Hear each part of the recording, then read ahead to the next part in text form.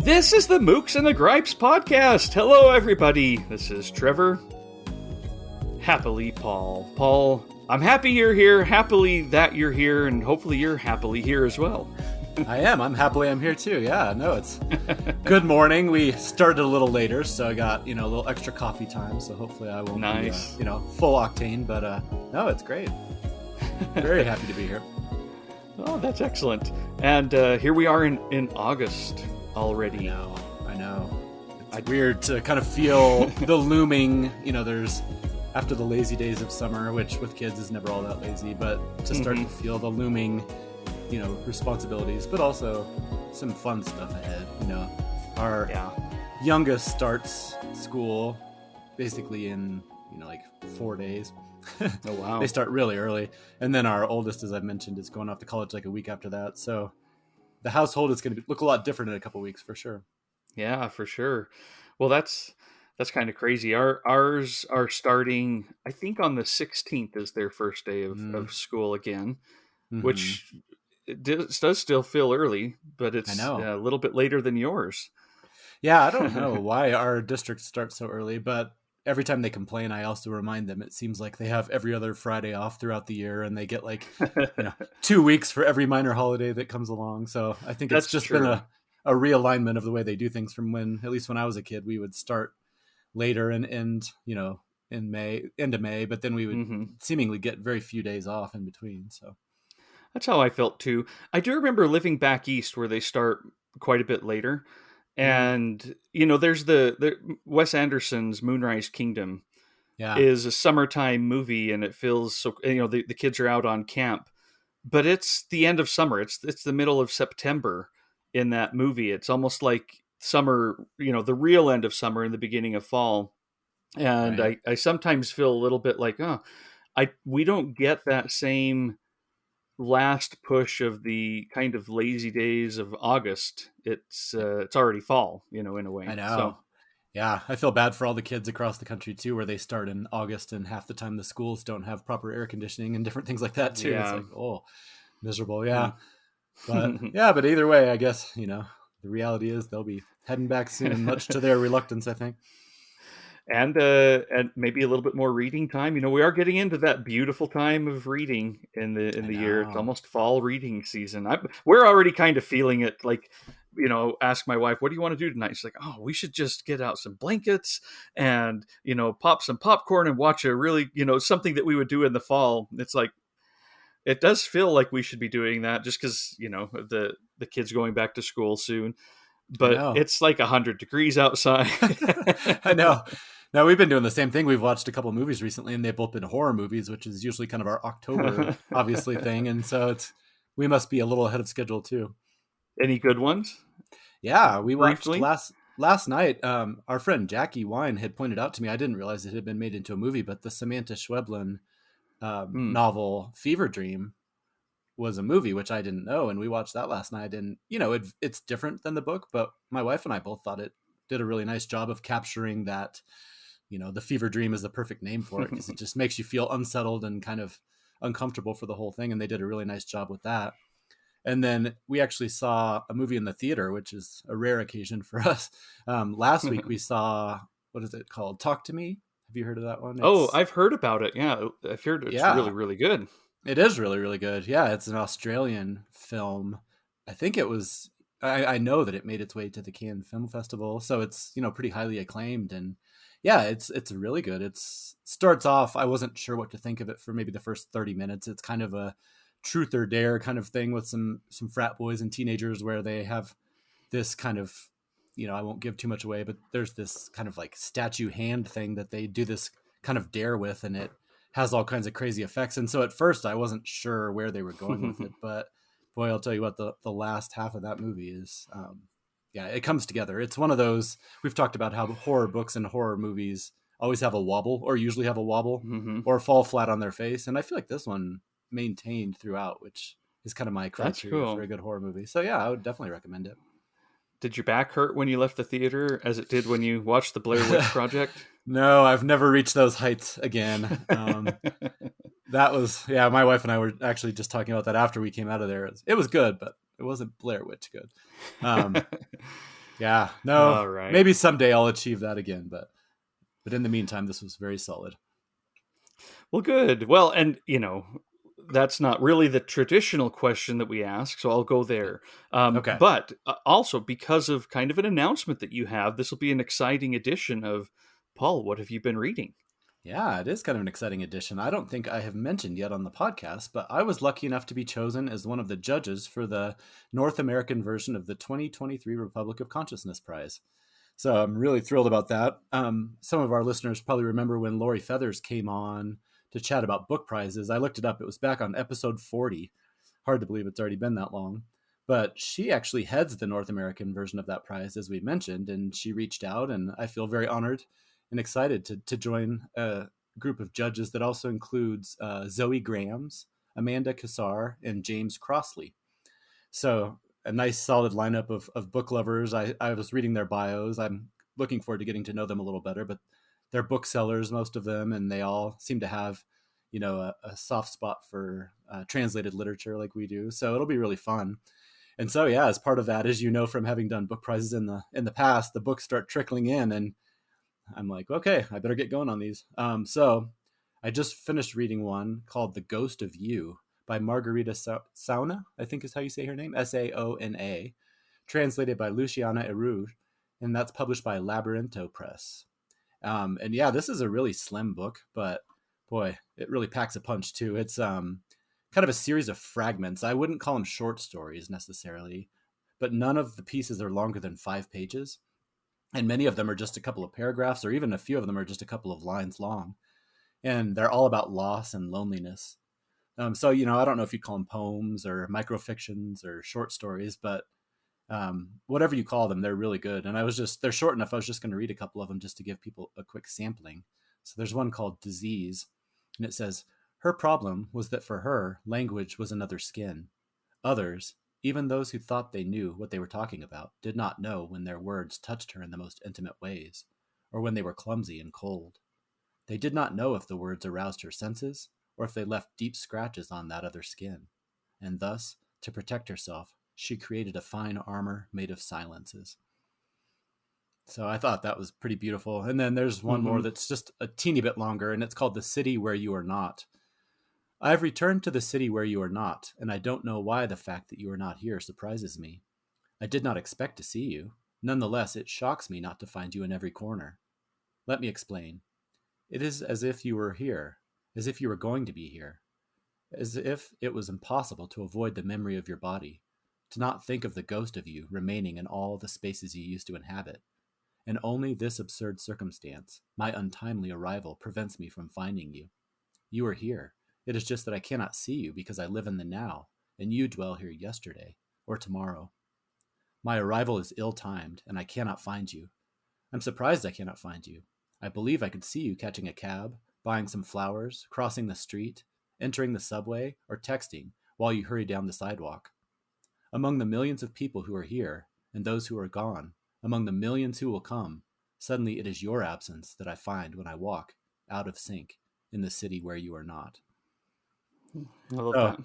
I know, me too. I was having a hard time picking which ones to read, but I thought those two were both really good. And I mean, they're not all achingly sad and lonely like that one. There's some that are a little more lighthearted or have some different wrinkles, but I would definitely say that, the loss and the loneliness are the themes that kind of carry throughout. But it's a very slim book from a publisher that I was not familiar with. So if that's a taster of what this judging process is going to be like, I'm very excited because getting introduced to new authors, new books, new presses, that's what it's all about. So I'll continue to share in the coming months. To be clear, Lori Feathers told me, share away. That's kind of the whole point of this prize, is to kind of spread the word about all these great books and prizes. So I'm not crossing any lines. I'm not going to get in trouble.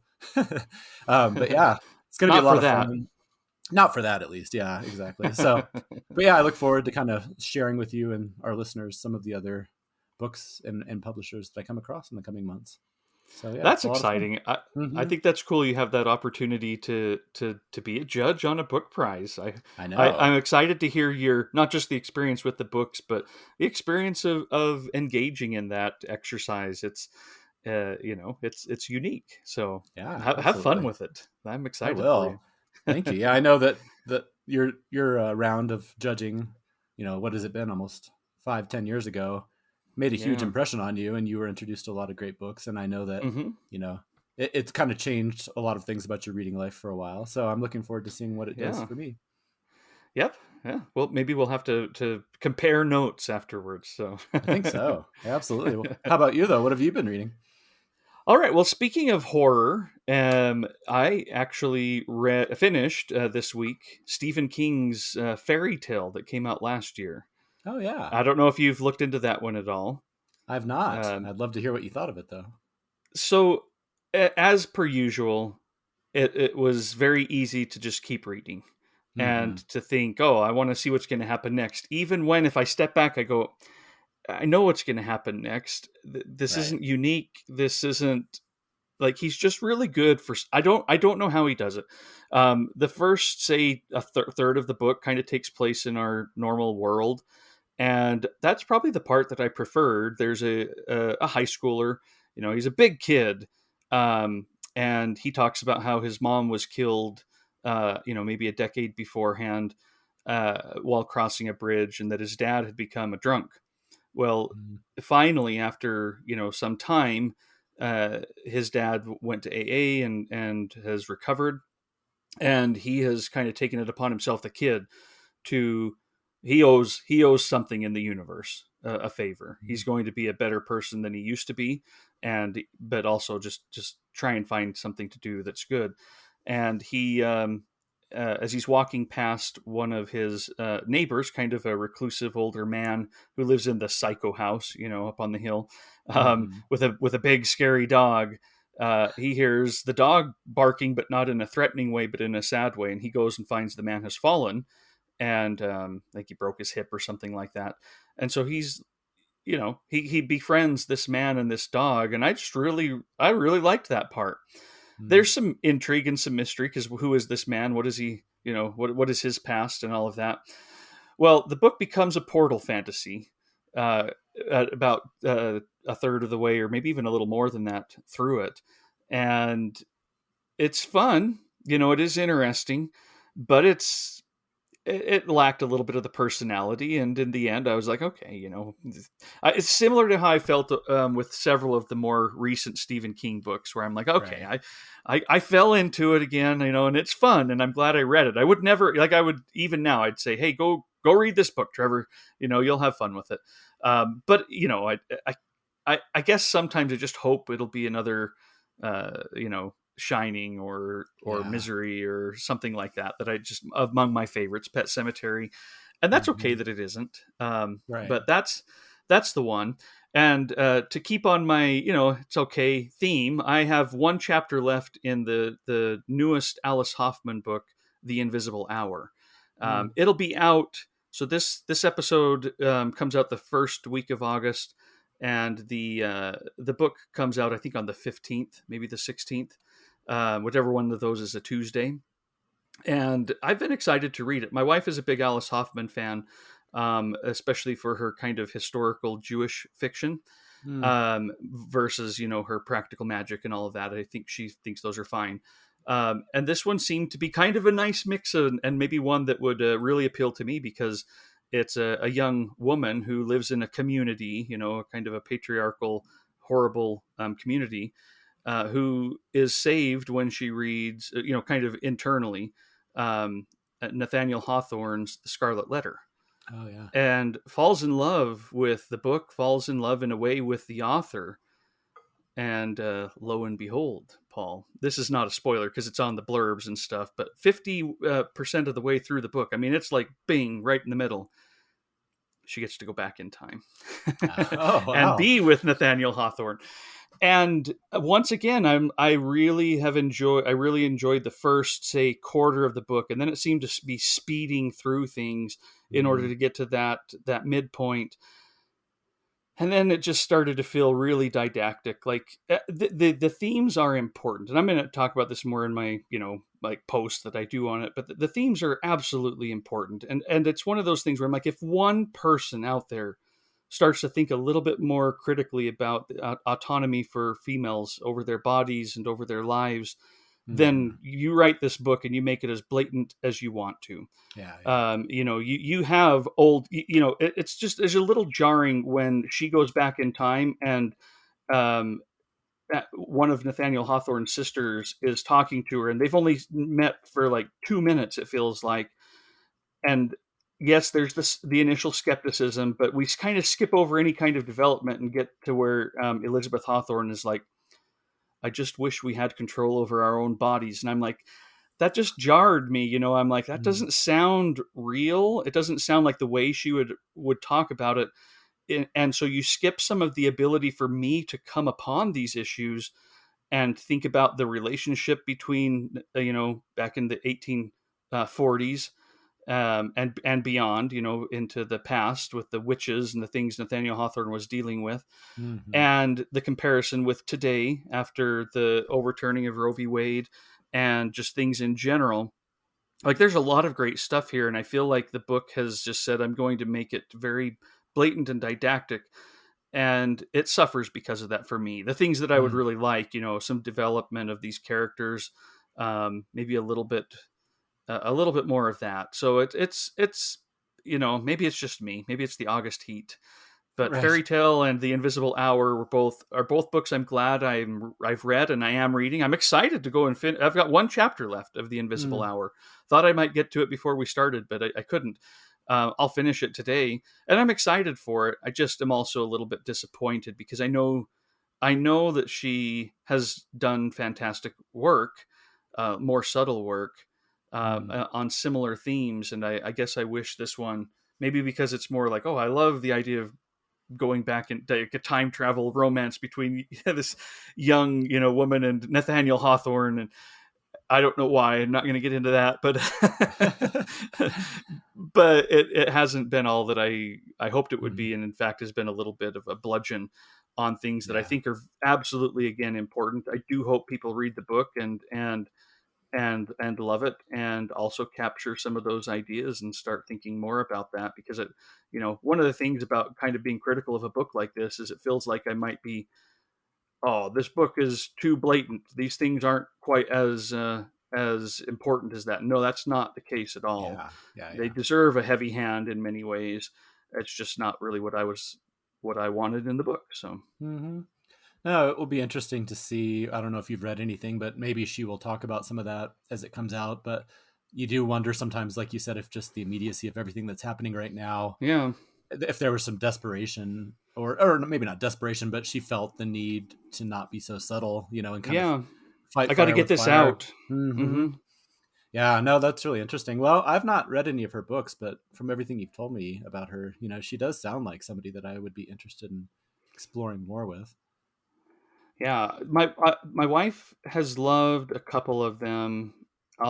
Is it The World as It Is Now or something? I don't know. The World That We Knew. I just had it open. Yeah, here. That's right. That, I think, is one of my wife's favorite books, let alone great Alice Hoffman books. And I think she really loved the Dove Keepers. Is there one called The Museum of Innocence that you're looking at there? The Museum of Extraordinary Things. Oh, The Museum of Extraordinary Things. I think I'm thinking of maybe it's Pamuk or something. Anyway, yes. Yeah, The Museum of Extraordinary Things. She's got some great things. And my wife has read, I think, just the first Practical Magic book, very different in some ways from these more, not that it's a comedy, but a little bit more serious books. But me, I'm just talking about what my wife has told me. I do want to read more. I'm excited. Another reason I was kind of excited for this one, when it came out, I thought, this is my ticket in, I'll go and read more of her books. And now I'm like, okay, I am going to, because I don't think this is exactly, this doesn't give me a good taste yet. So. Right. Well, she's very prolific looking down through her list. So you have lots of choices, but luckily it sounds like you have your wife to kind of guide you maybe to some other choices as well. But yeah, no, that's really interesting. But yeah, it's been fun, and there's so many good books coming out, Paul. I tried to put a list together of books coming out each month over the next, until the end of the year. Oh man. Next month I have 6 books that I am going to read, and 7 in October. And these are just the ones that kind of came to mind as I was putting together the list. 5 in in November. There's never really any publications in December, it doesn't feel like. But yeah, there's just some really good stuff. And these authors, Yi-Yun Lee has a new collection of short stories next month. Lauren Groff's The Vaster Wilds, a new J.M. Cutsa ebook. David Diop is coming out with another book. Olga Raven. It just, that's just next month. Jhumpa Lahiri is October, I think. So like, that immediately gets my radar up. Yeah, like you said, it's. Oh, go ahead. Yep. I was going to say Jesmyn Ward has her new book out. We talked about some of these in an episode a few weeks ago about our most exciting releases of the year. But yeah, I was talking to Kim McNeil about that because she was asking me about judging the book prize, and I was saying how excited I am to do it, but also it's a good pressure. But I'm like, okay, so that's going to be like whatever 50 to 70 books probably, but then I'm also still dipping in and out of the NYRB Women. I am reading the what is it called? This Samurai, the read along. The Last Samurai by The Last Samurai. Yeah, I joined that group, so it's funny. It's like this self-imposed pressure that's all fun, but it's like, wow. And then all these books that are coming out, I better just quit my job. That's what I was just going to say. We all know the answer. Yeah, that's clearly it. It'll only be sustainable for a month or two, but maybe if all of us started playing the lottery, one of us wins, we can divide the prize money and probably still be able to buy ourselves some years of that would be free reading. That would be wonderful. Yeah. All right. Well, we should probably introduce our topic and move on to it today. Is there anything else before we take a little bit of a stretch and breather that you'd like to say? No, I think I'm ready to dive in. All right. We'll be back in one moment.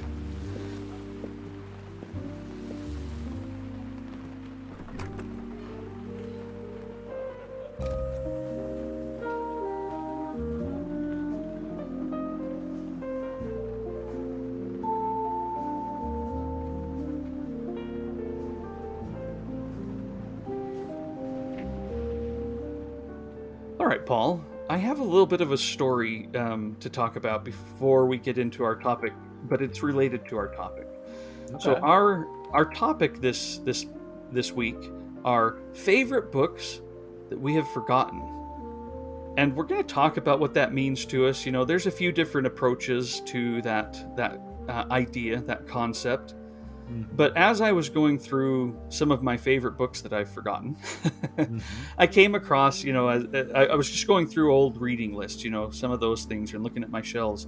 And I saw Stephen Millhauser's books, and in particular, like We Others, these great books of short stories. And I thought, that could apply here. Because I love his books, but I don't think about them that often. And Edward Mulhouse, for example, is one of my favorite novels. I love it. But we have talked about him and his work, and even the short stories and Edward Mulhouse. So I thought, okay, I'm not gonna do it. But I wonder how he's doing, because I think he's almost in his 80s. Is he an octogenarian yet? And I went on. This is on Thursday night, August 3rd, and I thought I want to see how he's doing, and if he's made it into that club of where William Trevor was and Alice Munro, of these Cynthia Ozick for a decade was an octogenarian. Now she's a nonagenarian, still publishing in short stories and such. But I thought, is he there? And lo and behold, August 3rd. When I was looking it up, he turned 80 years old. So wow. Happy awesome. Birthday, Stephen Millhauser. Yeah, you were in sync. You must have had some kind of psychic moment there. Well, and I'm wondering if there's even more, because I thought, it's been almost a decade since his last collection of short stories. I haven't seen any of his stories in the New Yorker. I thought he must be done. And that's okay. And then I see at the bottom of his bibliography a new book called Disruptions that's out this year, 2023. Really? So I look it up. It came out last Tuesday, Paul. It came out 2 days before his birthday. This beautifully, it's a beautiful hardback of, just like We Others, and what was the other one? I can't think of it right now, but, these great hardcovers that Knopf has been putting out of his short stories. That's what it is. It's amazing. And it's got a review in the New York Times, and I thought, how did I miss this? And whatever force in the universe said, look up Stephen Millhauser. Today's his birthday. You don't want to miss it. Oh, and he has a new book out this week. You don't want to miss that either. I'm like, wow, thank you. Yeah, but it's because of this episode. I'm looking up some of my favorite forgotten or favorite books that I have forgotten. And led me to that kind of funny story that I thought I'd share with you, because I know you're a Millhauser fan too. Oh, yeah. So, jump on that, throw away Absolutely. All the books that are coming in and you just told me about that you were planning on reading to get to this collection of short stories. And how did we, with all of our preview episodes and all the book talk we have, that's what we've talked about this before. It amazes me how much time we spend talking about this stuff, looking it up, and somehow not only do hidden gems slip through, but I mean, somebody like Stephen Millhauser, you'd think that would be right on our radar. I mean, I looked him up. This isn't the first time I've looked to see if he was in his 80s yet, because I've had that thought before. I knew he was getting close, and it's certainly not the first time in the last even year that I've thought, oh, I wish he had another book of short stories coming out. Is there anything online about that? And yeah, he's been publishing these in little magazines and such. But yeah, there we are. So I'm jumping exciting. On that. Unfortunately, I can't find it anywhere local. I wish that I could. If it were, I'd already have it. But even weirdly, I mean, it's Knopf and it's Stephen Millhauser, but the Barnes and Nobles around here don't even have it. That's really weird. And I'm like, wait, did I dream this? Maybe I dreamt it, which I think Stephen Millhauser would love. So that's true.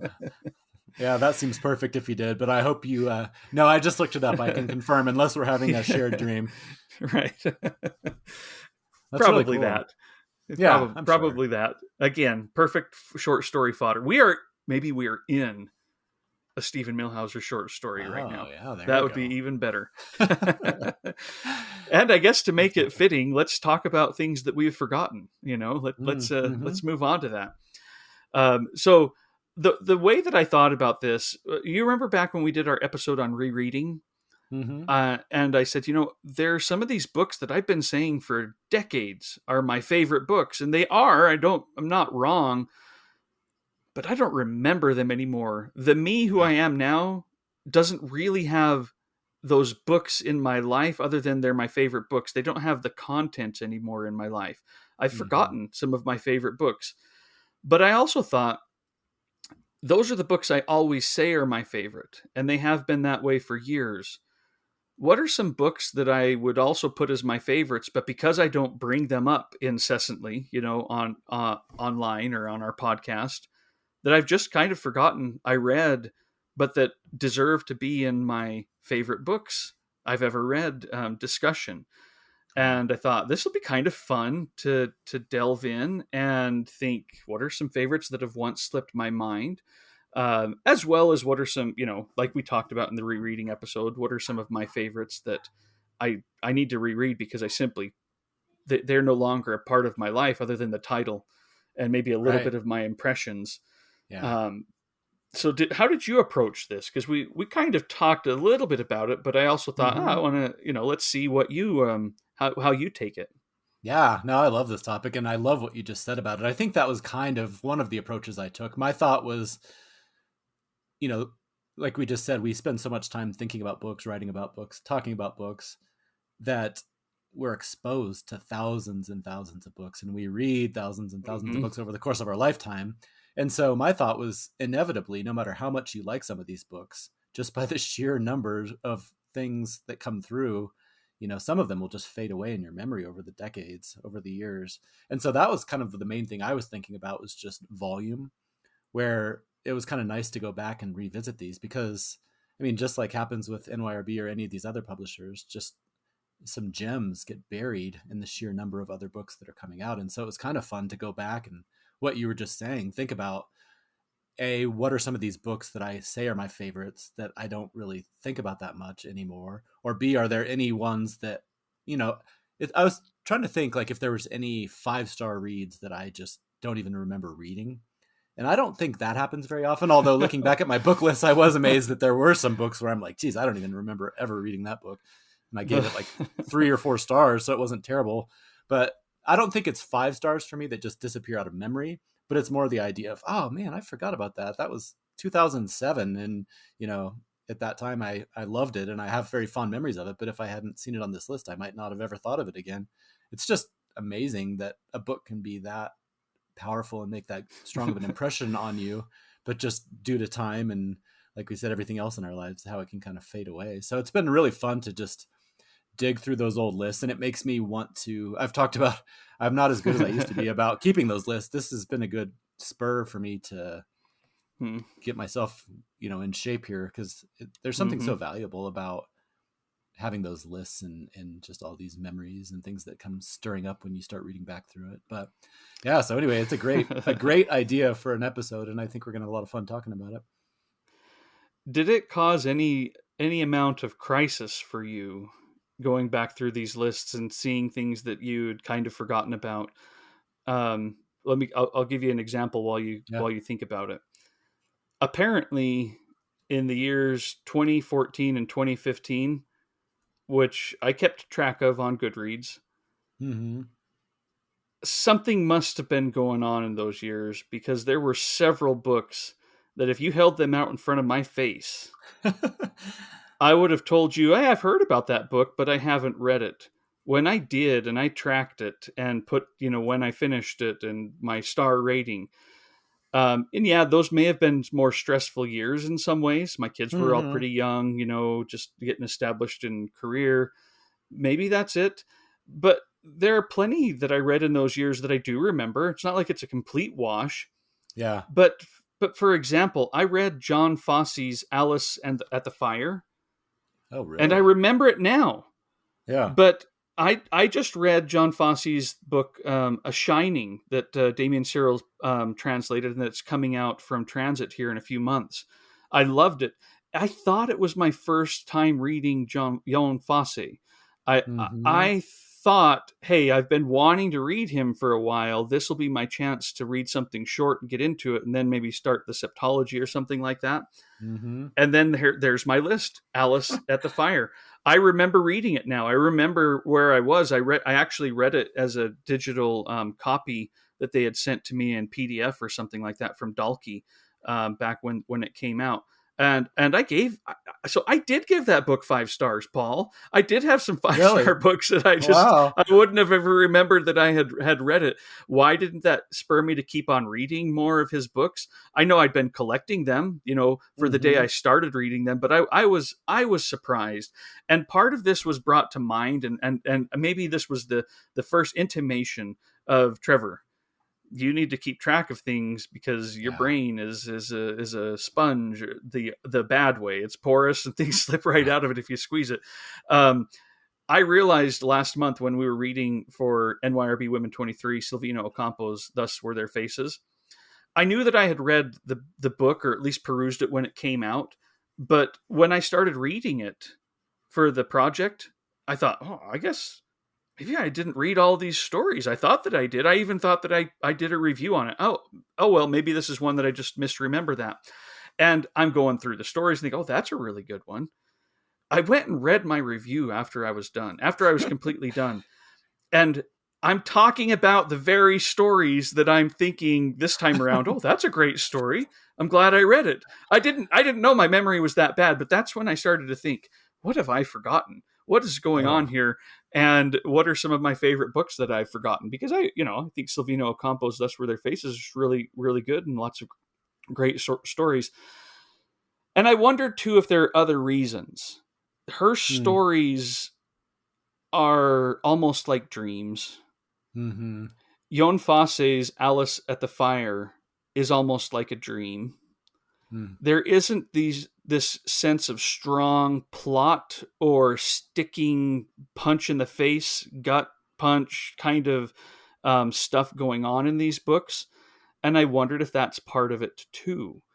Are these books that when you read them, they make an impression, but similar to a dream, if you don't really sit and hold on to it, they're going to go off into the ether.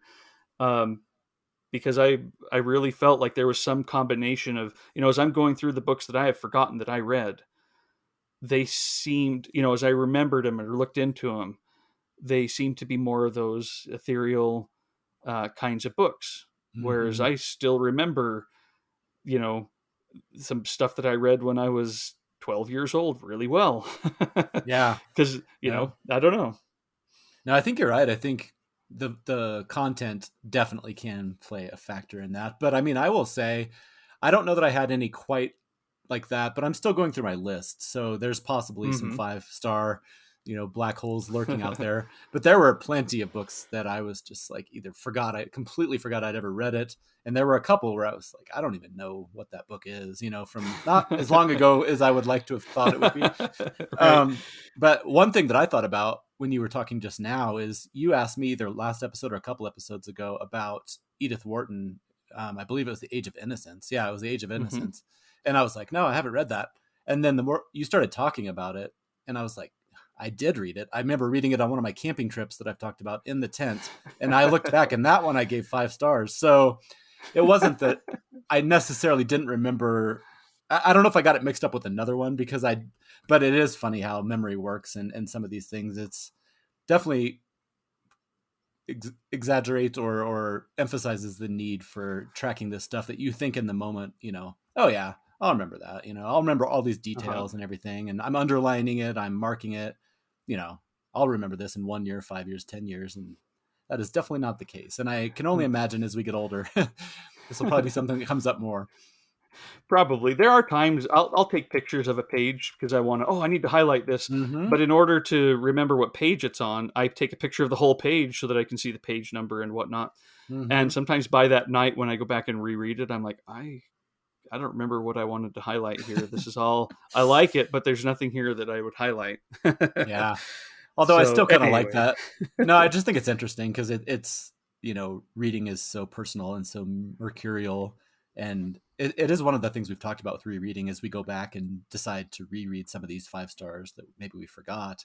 There's definitely always that, I don't know, fear is too strong of a word, but I am always a little worried. Like when you go back and read it, will it hold up?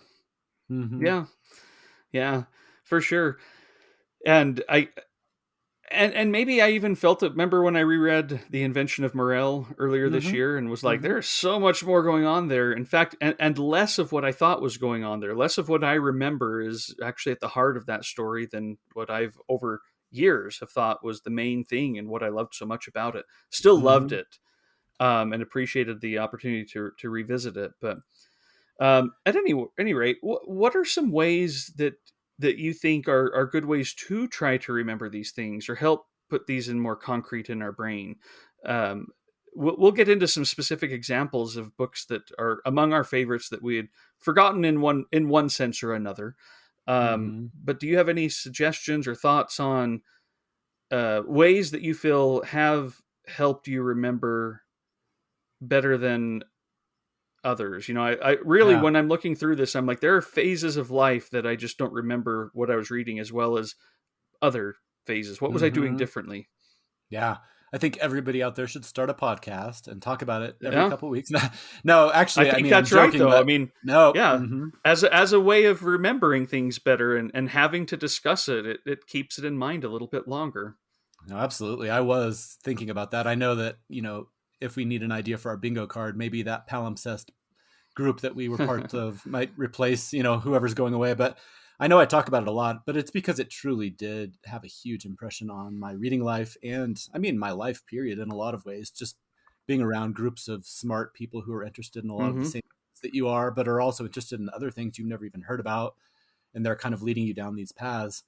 Some of the books that, as I was looking back on this list, that did not fade away from my memory, and some that ended up on my all-time favorite list that are more in that category of, I don't remember all the details, but I've always listed them among my favorite books, came from that period where I was being exposed by you and John Self and Stuart and all these other people to all these great books out there. And so I really do think the value of these book clubs and book groups that we, join with Kim or various other people out there doing it. I mean, that to me is one of the keys is, yes, reading is a very personal experience, and that's one of the things I love about it. It's you in the book and you're just immersed. But I do think sometimes when there's just you in the book and then you put it down and start another one, that for me is often when the books might fade away a little more. Whereas having conversations with you or online with all of our Twitter friends, sometimes just talking about it, hearing other people's perspectives, them uncovering new wrinkles, maybe even them pushing back on something you said or vice versa. I think Mm-hmm. that is where a lot of the stickiness takes place, where, you create not only the memory of the book, but also the experience of living in the book and talking about the book. So I really do think there's a lot of value there, whether it's a podcast or a blog or a online forum or social media. I think that's a key. And I think too, trying to not to get away from things, but trying to get new experiences in these forms. Mm. A lot of the most I don't know, the clearest memories that I have tend to be when I start to meet people in a forum like the Palimpsest. I Mm-hmm. remember things we talked about more at the beginning of my time there than at the end. The Yeah. old Booker forum on the Man Booker Prize website, I remember the first couple of years much better than I remember the last ones. I remember the weird things that happened on there, people bickering and all of that, and finally them shutting it down. Mm. I remember that stuff, but I can't remember the books we were talking about as well as I can remember them the first year or two. Mm. And I sometimes it's the same with like Twitter or Instagram. It's not that I want a new place, but just trying to mix it up a little bit. Mm-hmm. How am I doing my posts on Instagram? If they start to get too routine where it doesn't take any thought for me to make a post, then it kind of becomes, again, it's just me and the book, or Yeah. me and just afterwards I put this formula together to post on the book. But I do remember when I think trying to figure out different ways to communicate through these things can Mm-hmm. also be really helpful. If they get too routine, then they get more generalized, and less thought goes into the creation of the memory in some way. Like earlier this year when I was reading Postovsky's Story of a Life, Mm-hmm. and made it a point to, is some every other day or two, to post something on Twitter in a thread, whether it was about the art or about a particular passage. I hadn't really done that before, but I know that helped me.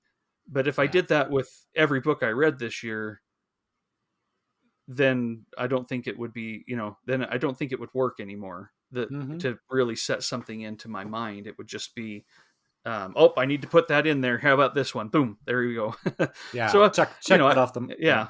yeah, hmm yeah. So I think new experiences, and I love that on our podcast we just have a bunch of different topics that we come up with, because I think that also has been really helpful for me to always be considering various ways of looking at these books or reading, and it's been able to help keep it fresh for me, Yeah. um, versus, oh, we're gonna just talk about this or that or the other, as we always do. Mm-hmm. We may say the same things every week. We know that, folks. We know that, Yeah. but we're thinking about them differently. That's right. Well, and I do think I like what you said about new experiences, because I tend to be very protective of my reading. It's so special to me. It's such a big part of who I am, but it's also kind of like a meditation or a chance to kind of, I don't know, unwind. I mean, there's a lot of things. Hmm. I think like a lot of people out there, it means a lot of things to me. So there is a tendency in me sometimes to want to not branch out and try new things, not to do a buddy read, because then I'm assigned a certain Hmm. number of pages. And what if somebody says something that I disagree with, or, just whatever the case may be, or maybe audiobooks, a lot of people think audiobooks, that's not real reading, and I'm not going to say I was ever in that camp, but I didn't really know what I thought of it.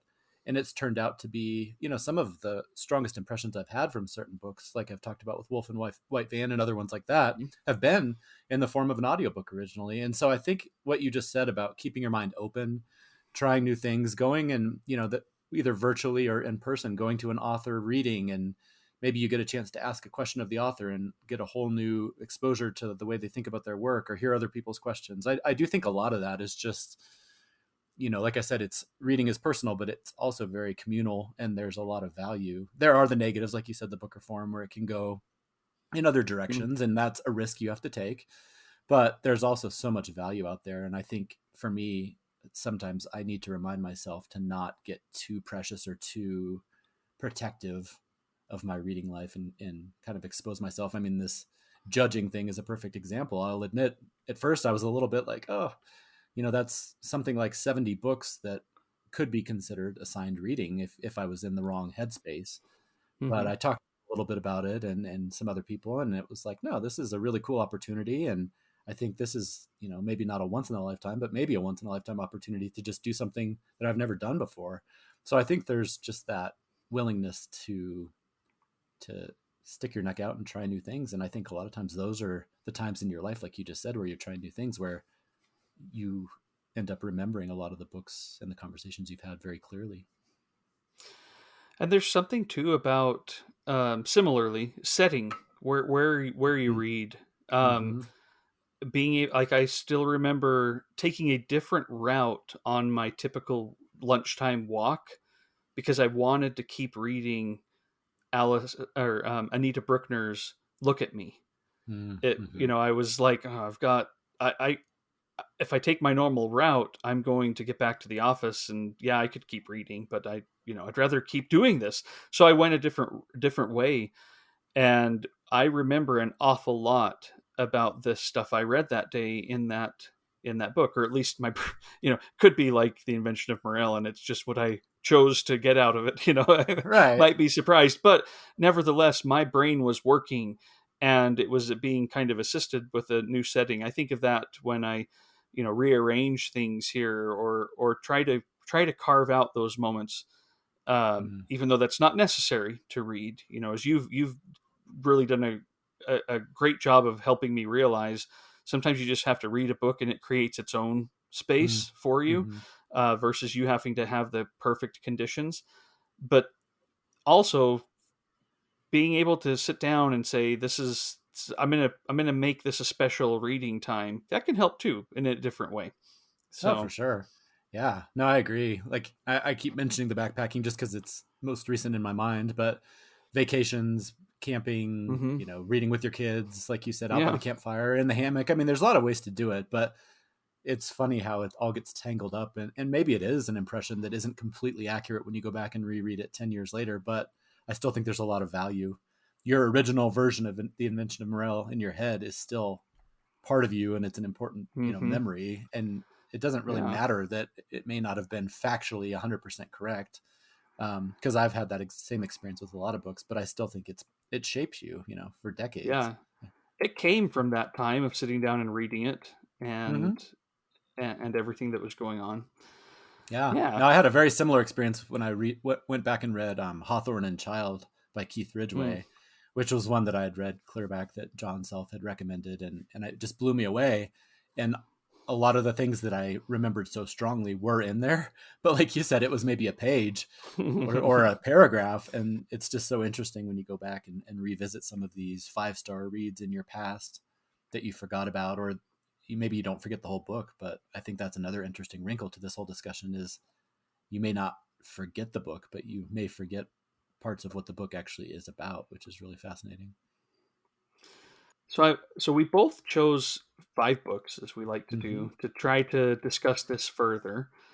And I'll be curious as to what you chose and why you chose it, and maybe what are your memories of reading the book in particular. Do any of them have, even if you forgot them in some way over the years, did this spark other memories about what was going on around your time of reading it too? So what do you have for your first one you want to bring up? Sure. Well, I'll start with one that this falls in the category of, I think we have mentioned him in this book off and on, but for what a huge impression it made on me, I don't feel like I mention it enough. And it's Revolutionary Road by Richard Yates. It's not like it's a forgotten book. It was a finalist for the National Book Award back in '62. It received a ton of critical acclaim. I was looking it up. In 2005, it was chosen by Time as one of the 100 best English language novels. So it's not like it faded into obscurity. And then, of course, it had a renaissance maybe, 15 years ago, when the film came out. Back when I read it. Yeah, me too. And reviewed it. I reviewed it on the Mooks and the Gripes, and that just blew up. That's what caused it. Leonardo DiCaprio read my review, and they decided to get together again to fill. Exactly. It's all thanks to you. Exactly. But it may have been you who told me to read it, so I don't want to take all the credit. That's funny. Yeah, I don't remember how I came across it, but it did have that renaissance. But it's funny now. I feel like it's maybe he's faded away a little bit more back, not into obscurity, but just not to the level where I feel like he deserves. So anyway, yeah, his books, for those who aren't familiar, they're incredibly bleak, often explore some pretty dark sides of suburbia or middle age or different things like that. Um, I was looking in the October issue of the Boston Review back in 1999.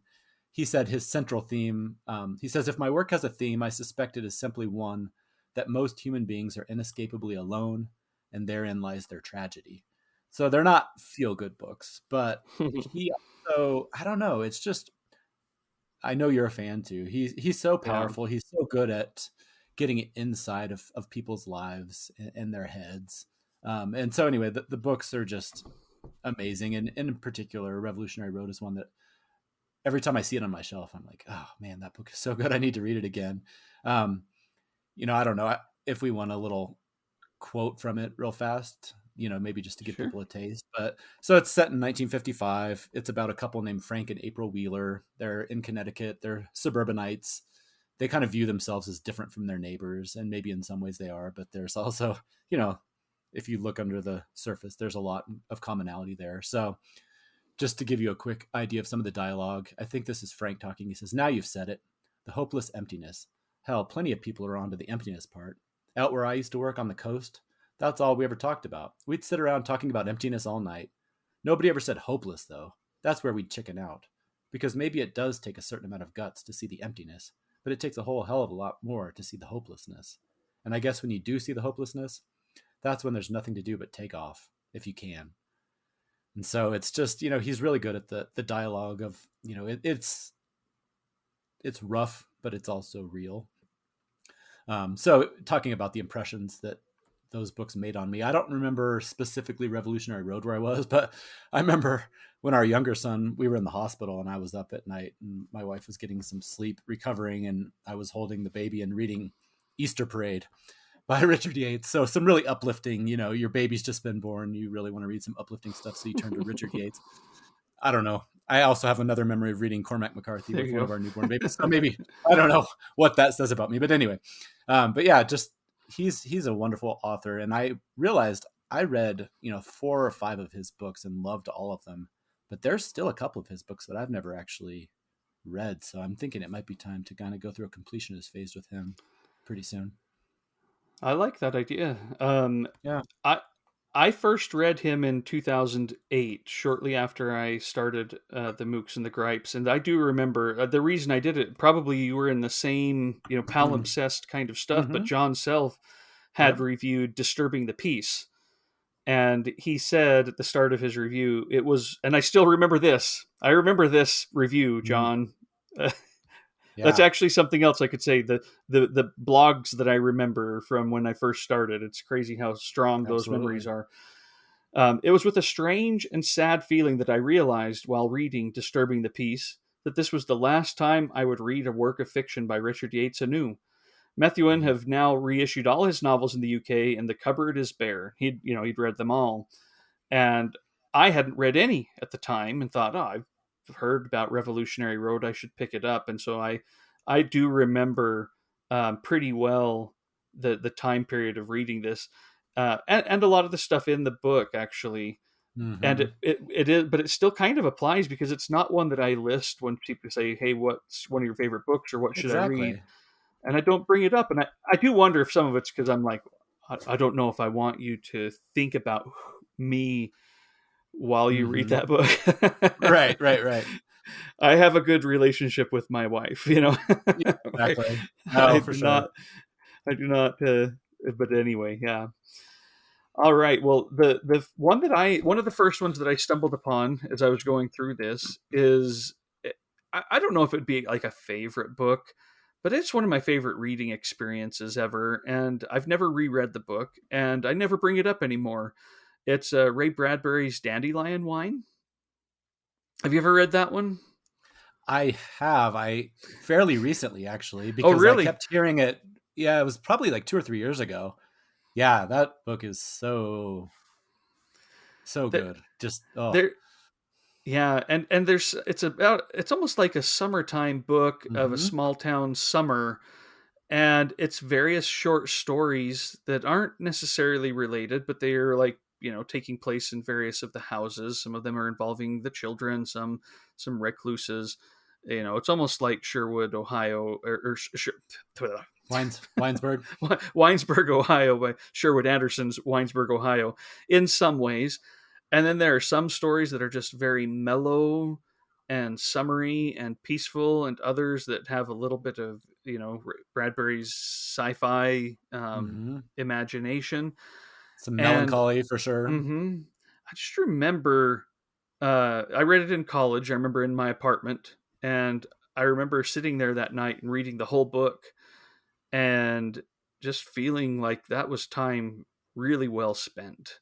I loved that book. I loved it.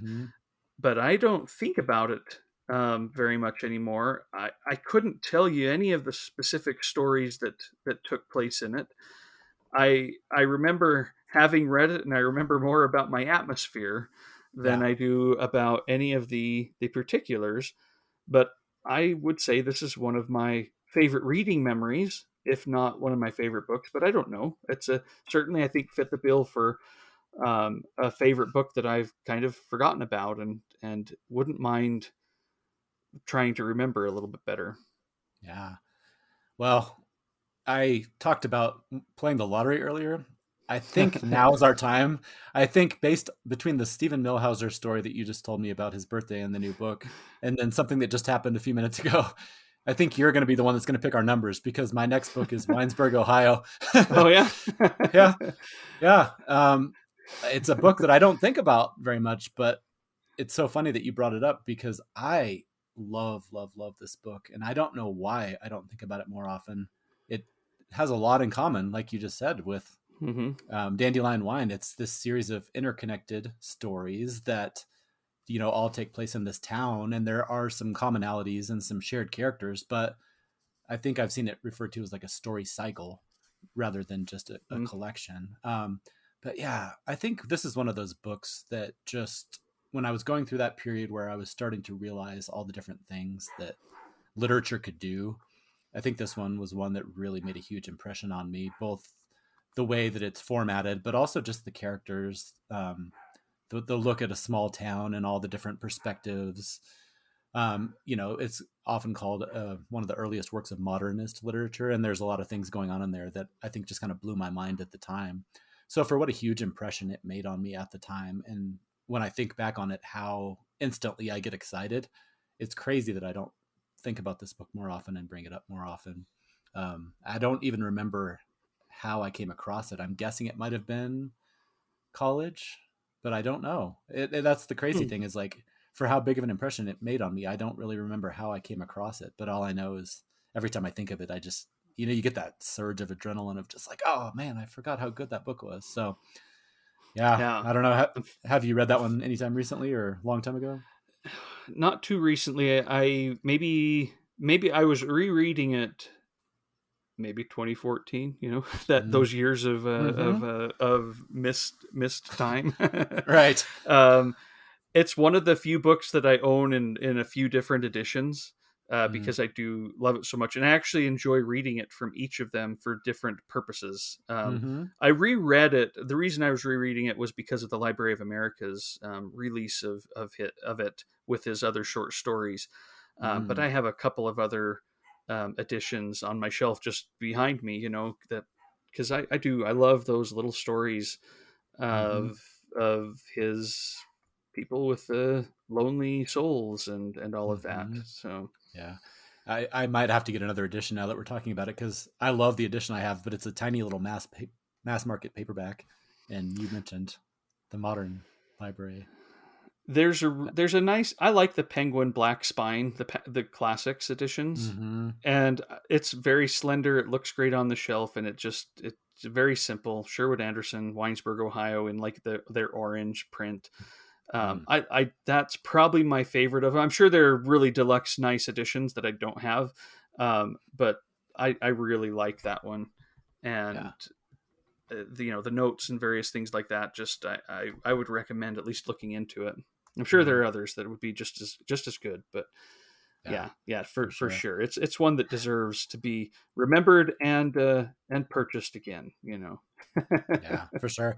Well, I want to hear about your next book, and I'm also hoping that you'll then automatically predict my next one, since you seem to be on a roll here. Oh, let's see. Yeah, I'm definitely. It's probably not me who should play. I'm using all of my luck right now, but That's true. so the next one that I'm going to cheat. It's J.M. Cutsee's youth trilogy, or Scenes from a Provincial Life trilogy. His quote unquote memoirs that are Boyhood, Youth, and Summertime. And this is how much I loved these books. I read and reviewed the first one. I don't know when I read it, but I would have finished it right around this time, April 19th, 2011. Here's when I posted my review of the second one, April 22nd, 2011. Wow. And of the third one, April 26th, 2011. That just one after another. I was so pulled into these unique memoirs that I had put off reading at the time, because I knew one of those that I'm like, I know I'm going to like those. I'll read them when I get a chance. But it was Summertime was nominated for the Booker Prize in 2009, and I thought I can't read it until I read the rest of them, and I think I put it off for a few more years. But oh man, I loved these stories and the themes. It reminded me of A Portrait of the Artist as a Young Man, another favorite book. And again, I know Coetzee is complicated, and there's some things in his books that deserve criticism, but I loved these books about his youth and then growing into manhood, early jobs, things like that, his relationship with his parents that are in that same, he applies the same kind of unsparing prose that he uses in his books in his own memoir.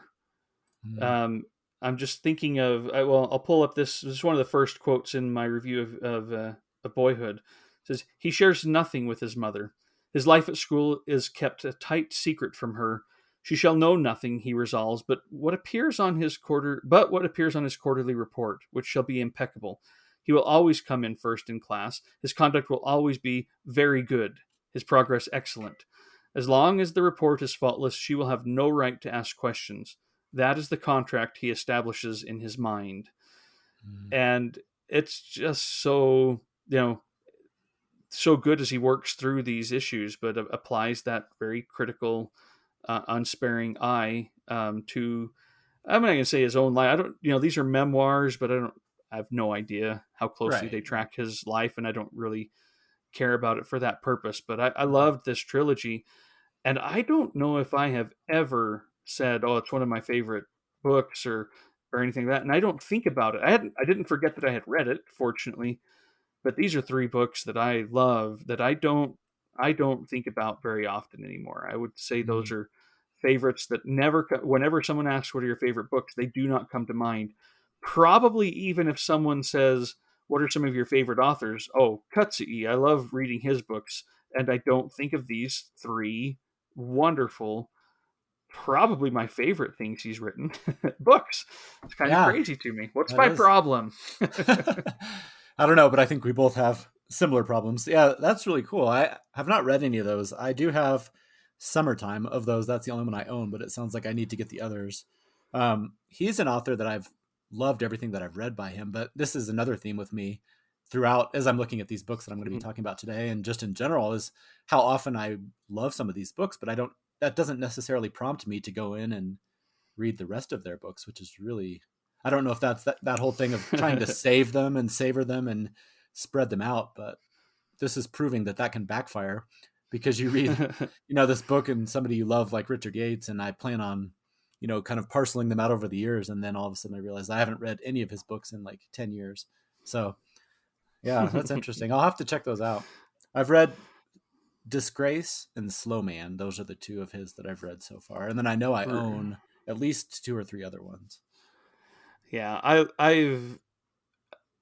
he's one of my pantheon authors. I do still have some that I haven't read, but yeah, I everything that I've read by him, to varying degrees, I just think are great. Yeah. So yeah. Cool. Well, my next one comes from a time of my life where I think I was starting to a lot of these seem to be like formational for me, when I was discovering magical realism. And obviously, Gabriel Garcia Marquez is the first person that most people go to, including myself. Mm-hmm. And I think I read this book right around that same time. But the book I'm thinking of is actually The House of Spirits by Isabel Allende. Have you read that one? I haven't read that one. Yeah, it's wonderful. It's, you know, the problem with talking about these books that we've forgotten is that I've forgotten them. So I don't have the I didn't put in the hard work that you did, so I can't read my own blog entry. So I'll have to rely on a mixture of Wikipedia and maybe some quotes from the book itself. But this is a wonderful book. It's focusing on this family named the Chuebas, spanning 4 generations, and it takes place in post-colonial Chile. So, you know, looking back on the reviews, it sounds like the country's name and the names of some of the figures that are brought up are twisted or changed a little bit. So it's not explicitly talking about, you know, the real life people, but, you know, I think it's a pretty thin veneer. And it's told mainly from the perspective of a couple of protagonists, Esteban and Alba. And like I said, it focuses a lot on magical realism. And I don't remember, this is one where I remember impressions of it. I remember beautiful writing. I remember some of the magical realism and some of this little bit of a fairy tale quality. And I think it was one of those books too that started to show me how a book can span generations and kind of blows your mind in that way of just the amount of time that can be covered and the way that a character that you're following very closely, you turn the page and it switches to a different section and suddenly you're decades ahead or you're in the mind of a different character.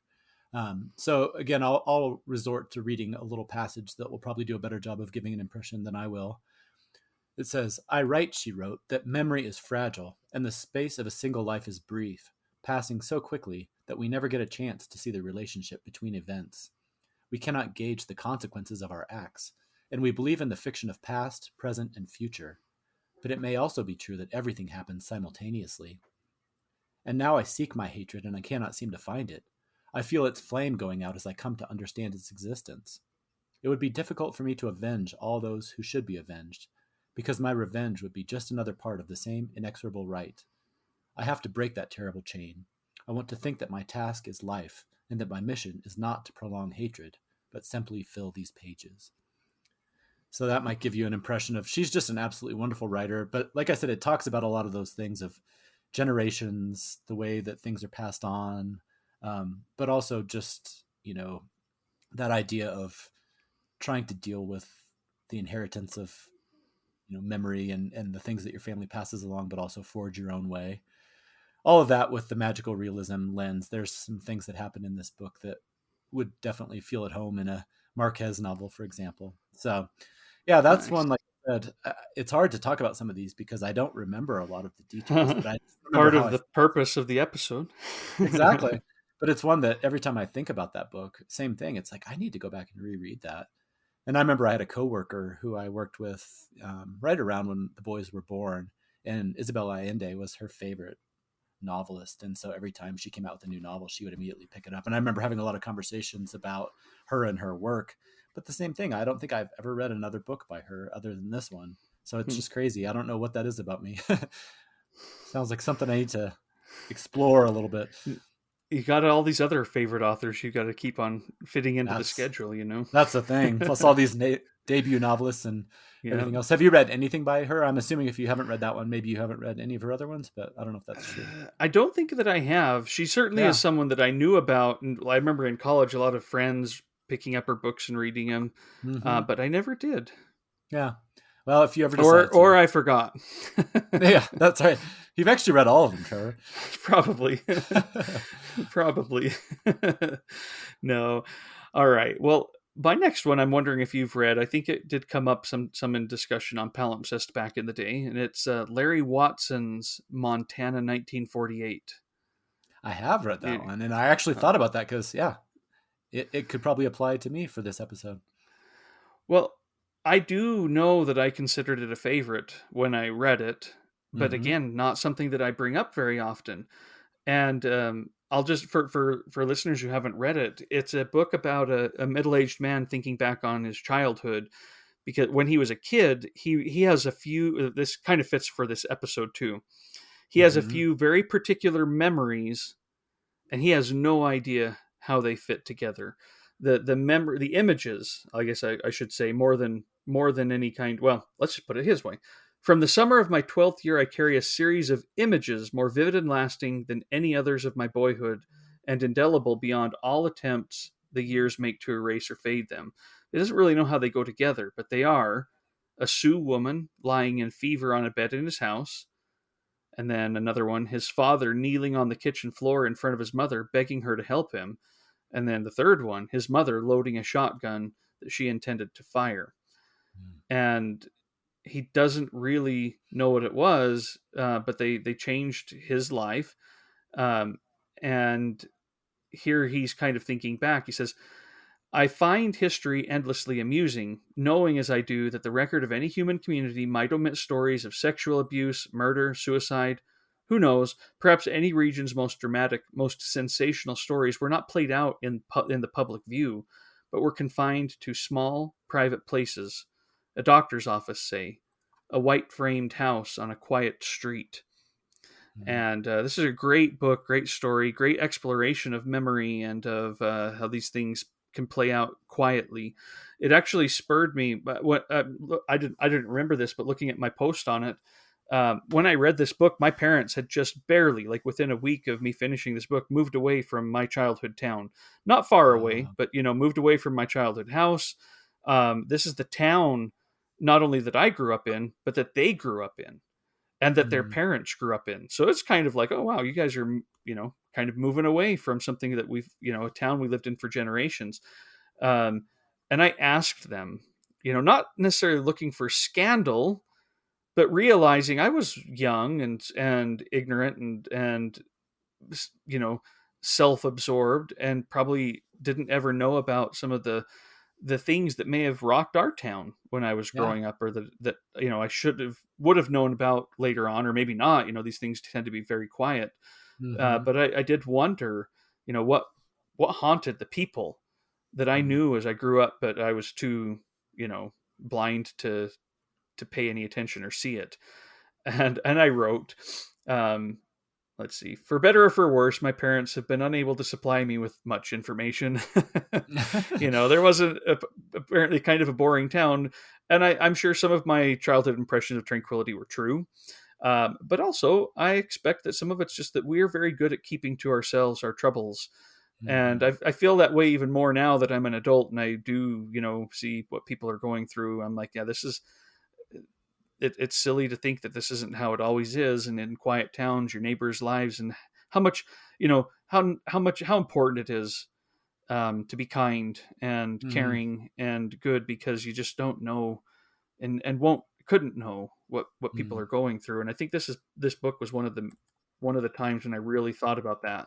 This and like something like So Long, See You Tomorrow. Funny. I was just about to mention that book. I knew you were. Exactly. Yep. Your role continues. No, that one, I do associate those two books very closely together. For those same reasons, like the memories of childhood and the impressions of what you think is happening versus what's happening in reality and all of that. Yeah. That's a wonderful book. I'm glad you brought it up. And actually it's funny because I did rate that 5 stars. So that one might be pretty close to applying to one of those forgotten 5-star reads for me. Nice. Have you read any of his other stuff? I have Justice, which is a series of short stories by him, and I have not read it. I probably bought it shortly after reading that and was planning to read it right away and just still haven't gotten to it.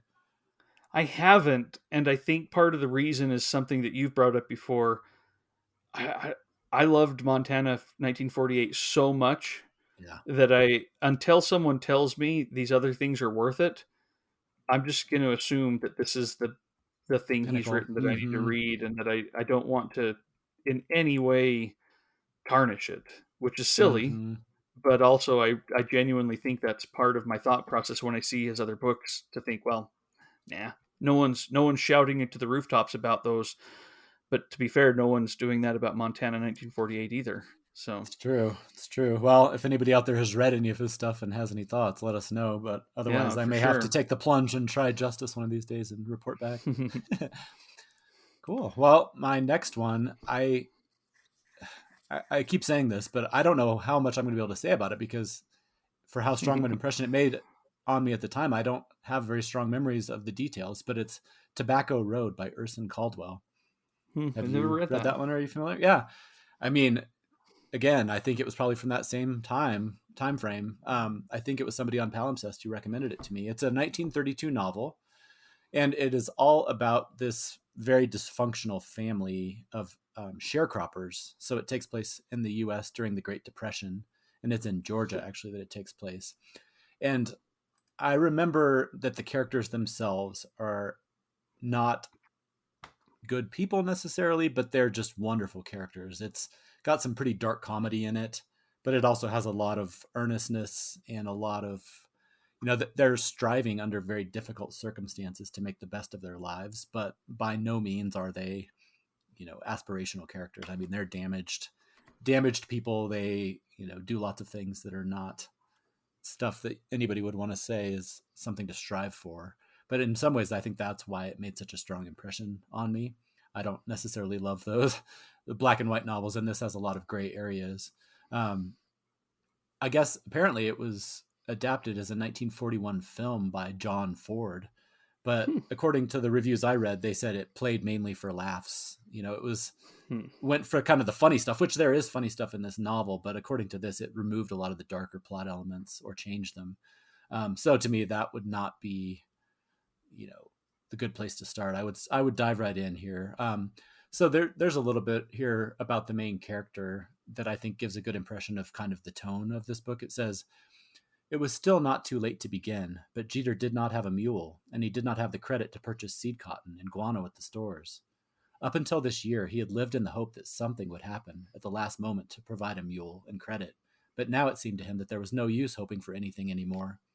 He could still look forward to the following year, when he could perhaps raise a crop of cotton, but it was an anticipation not so keen as it once had been. He had felt himself sink lower and lower, his condition fall further and further, year after year, until now his trust in God and the land was at the stage where further disappointment might easily cause him to lose his mind and reason.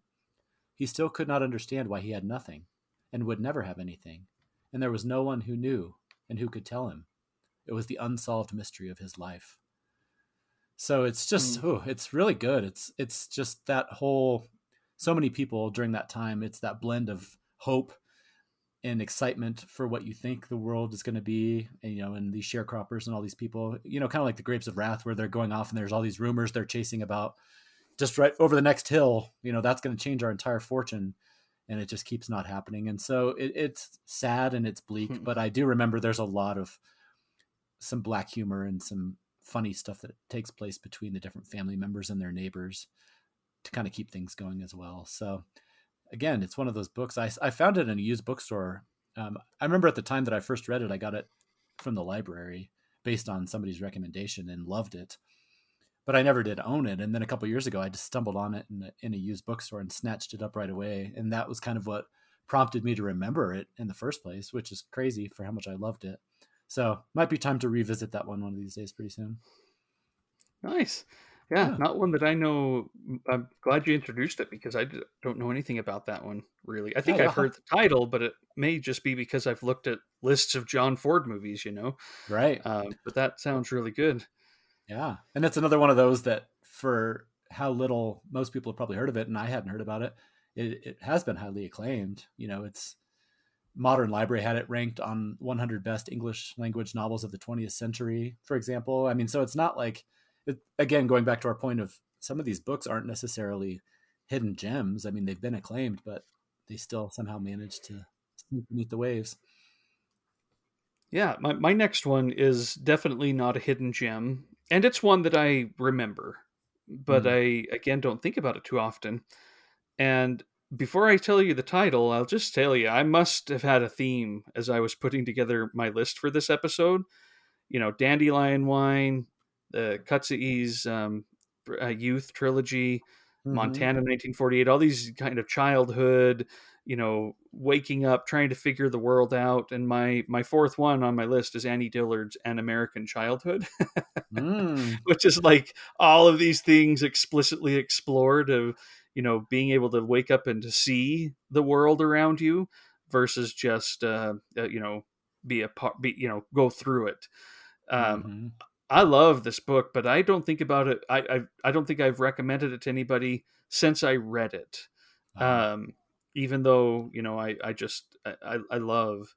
I love Annie Dillard, and this is probably my favorite of the books of hers that I read. It's about her youth. It's again, didn't think about this at all until just now. That's funny. It's her childhood, um, uh, growing up in Pennsylvania, and it again, she is explicitly talking about seeing, and talking about waking up. She says, I woke in bits like all children, piecemeal over the years. I discovered myself and the world and forgot them and discovered them again. That's fitting, right? Mm-hmm. Very fitting. I woke at intervals until by that September when father went down to the river, the intervals of waking tipped the scales, and I was more often awake than not. I noticed this process of waking and predicted with terrifying logic that one of these years not far away I would be awake continuously and never slip back and never be free of myself again. Mm. Oh man, she is so good, and I Mm-hmm. this makes me want to reread it right now. Um, I was delighted when I remembered. Oh yes, that is one of my favorite books, and I never think about it anymore, Yeah. because it deserves to be thought about and revisited and woken up to. Exactly. Yeah, that's a great one. I love her. I've read a couple of her books, and every time I read them, it's the same thing. Like, well, I need to read the rest of her stuff, and I Yeah. don't.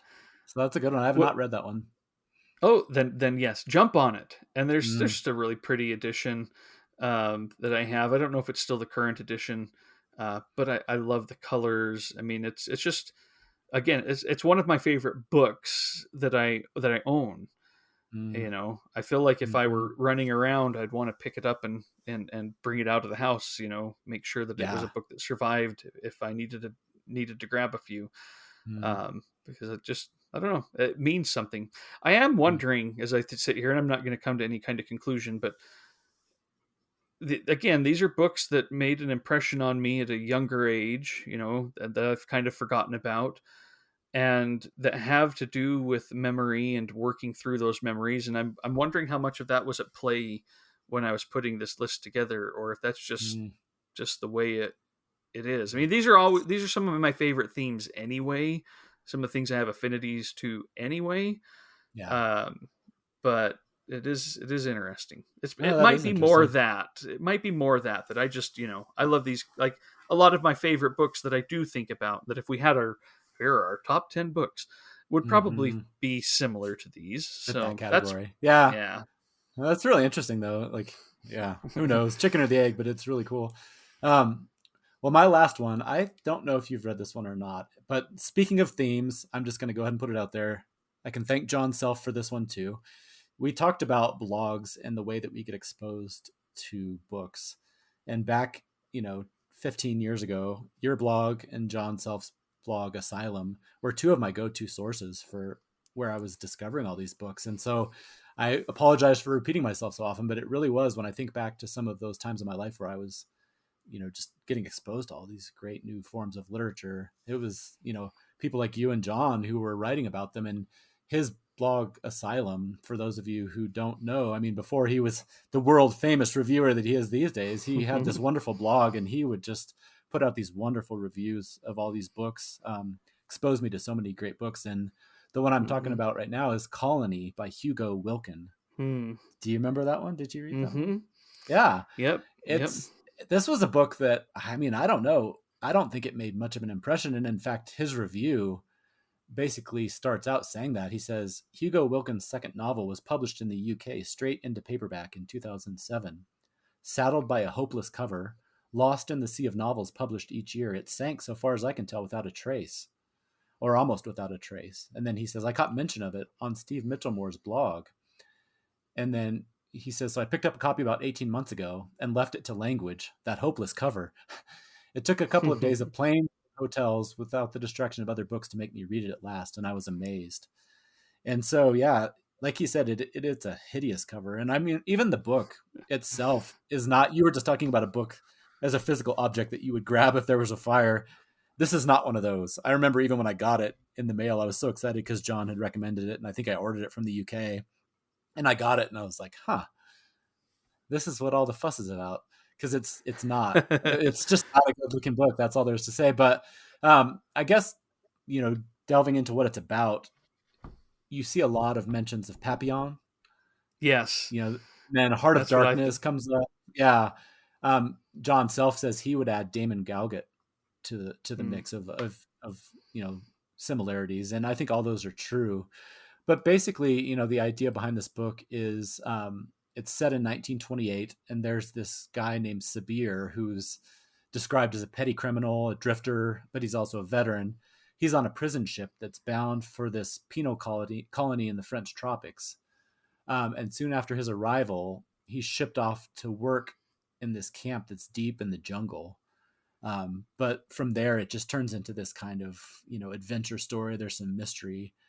But what I remember most about this book is halfway through, it just resets and completely jumps to a different storyline. And again, I don't know if that's part of the reason that it made such an impression on me, but it was unlike anything I'd read before. And I kind of want to reread it. I don't know if you have any memories, but in my mind, I don't really remember being able to resolve those two halves of the book together in any logical way. I think there were some connections, and I don't know if it's my lack of memory or if there really was kind of an obscurity there that was intentional. But all I remember is that despite that, this book, I have some very strong memories of place, the jungle that's described, the prison ship, and the whole kind of Papillon feel of these, to us exotic landscapes, but very unforgiving and threatening as well. So yeah, I mean, like I said, it's another one where for me, it's more about impressions and feelings. I remember being kind of blown away by all of that, but also left not really understanding what I had just read. So I do remember reading this book and really enjoying it. And I would say it would fit the bill for my list as well. But I had completely forgotten about the structure until you brought that up. And here's part of my review. I said, the book's intelligent structure, I've alluded to it above, is another reason I was compelled to finish it as quickly as possible. See, somewhere towards the middle, Wilkin has the reader second-guessing his or her reading, which is quite a feat for someone who writes so clearly and who moves the plot forward with little showiness. It's one of those moments, the tiny instance when, almost imperceptibly, one's world tilts, then tips over into something else entirely. This second guessing continues through the remainder of the book. Far from being an annoyance, this is part of the book, this sense of shifting reality and of shifting identity. It plays with our own memory of events, makes us question the impressions it just made on us. Yeah, that's great. Again, it almost makes me wonder how many of these books that I've kind of forgotten, it's because of their dreamlike qualities, that I love it in the moment, but they don't, I guess my brain has a harder time maintaining that sense of confusion without making sense of it, whereas I love it in the moment. Yeah, exactly. I mean, that one, as we said, was hard to find almost from the beginning, and looking around, I mean, it's certainly not on Amazon, for example, like other than used copies. But if there's anybody out there who is intrigued by that, I mean, I think you can track down copies, and it's one of those interesting books that never really got, I don't think, as much notoriety as it probably deserved. Yeah. Did you ever read The Reflection when it came out? No, to continue my theme of not following up on authors. No, I didn't. Well, I didn't either. Yeah. No, I remember when it came out thinking, oh yes, another book by Hugo Wilkin. I loved Colony, and I was looking to see if I have it. I don't see either of those books. It's possible that I thought, well, I need to make some room, and took them to the shop. But well, if you were going down your list of spines, like I said, not to keep ripping on this poor book's physical appearance, but if you were going based on that, it would be the first one out the window because it was not an attractive book. Oh man, yeah, good memories though. I remember John doing that kind of call to arms of trying to resurrect this book, and I jumped on it. Yeah, absolutely. All right, my last one, it doesn't quite follow the same theme, I don't think. However, it is one of my favorite books that I really couldn't tell you what happens in it. But I wanted to bring it up because it's been eclipsed by another favorite book by the authors that we bring up all the time. This is Adam Bede by George Eliot. It's her first novel. Man, when I first sat down, I remember picking this book up, and it's pretty thick, and thinking, oh, I can't wait to get into this, and just loving it. Loving, I marked pages. I was doing so much with this book. And it was a lot of years later that I just basically remembered that I loved it so much and recommended it to my mom, who did not appreciate my recommendation. Trevor, that's such a terrible book. And she wasn't, I think she liked it, but also was like, why are you recommending me a book about all these dark things that are going on? And I'm like, dark things? It was Adam Bede. He was such a helpful, local carpenter. He helped people. And then I remember going and kind of looking at the various storylines and, child murder and prison and affairs and all this, and thinking, oh yeah, Mom, I really liked it. I forgot those were in it, but aren't you glad you read it, kind of thing, And I still don't remember all those plot lines. I just remember being thoroughly captivated by this book, really loving it when I read it. And, again, of course, I'm saying, Middlemarch has taken the cake, and it's something I've read more recently and that I want to reread. But it's kind of made Adam Bede go even further down into just something in my past that is very possible I would never really think about again, other than this opportunity to sit down and kind of talk about it and examine that idea of what are some of my favorite books that I've forgotten. Because I loved this book, and I love George Eliot's books in general. This was the first one of hers I ever read, and still very much one that I would say is a favorite book. But I have very little memory of the book itself, and don't think about it. When someone says, "Hey, tell me 100 of your favorite books," I'm not sure this one would come up, even though it certainly should. Right. Now that's interesting, because a lot of times the first book you read by an author can be the one that sticks with you. Yeah. But if there was ever one that was going to supersede another one, I think Middlemarch makes sense. But yeah, it's funny because, I read, for example, like Thomas Hardy, I read Tess of the D'Urbervilles, and that book made a huge impression on me. And some of his other ones that I've read and enjoyed do kind of fade into the background. It's so interesting how that can happen. But have you read George Return of the Native? I've not read that one. I've read The Mayor of Casterbridge. Yeah, I need to read. The reason I asked is because it was the first Thomas Hardy book that I read, and like you said, it's the one. For me, it's the one. Yeah. And I don't know if it really is, or if it's just that it was my first, and therefore one that I really treasure. So. For sure. Well, and as I've said with Tess, for example, I think a lot of what we were talking about earlier in this episode, the conversations, because I took that, or I read that during college. And so I remember just having conversations, underlining, writing notes, and engaging with other people about it. And I do think that that's one of the reasons that it has stuck with me. So yeah, it's fascinating to see all this stuff. I do need to read more George Eliot, including rereading Middlemarch. That one, I don't know if it's going to happen this year, but I'm due. And then I need to kind of just follow that trail, because I do have several other books of hers, including Adam Bede. Get to it. I know. I need to. As always happens, it's like, all right, I need to read every book right away. I know. And we've talked about this before too. Maybe we need to start recording these in the evening, so we really can leave this and go and sit down and read, versus leave this and go run errands and then get exhausted. I know. It's true. I think you're right.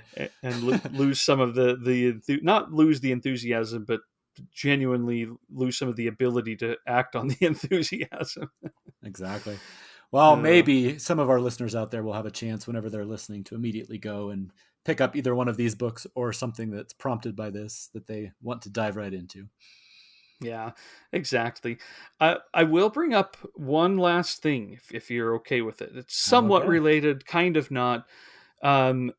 a favorite author that we have talked about, but that I have been in danger of forgetting, not forgetting that how much I love her work, not forgetting that I, even pieces of her work, but just, again, it's been so long since I made my way through her books, and that's Virginia Woolf.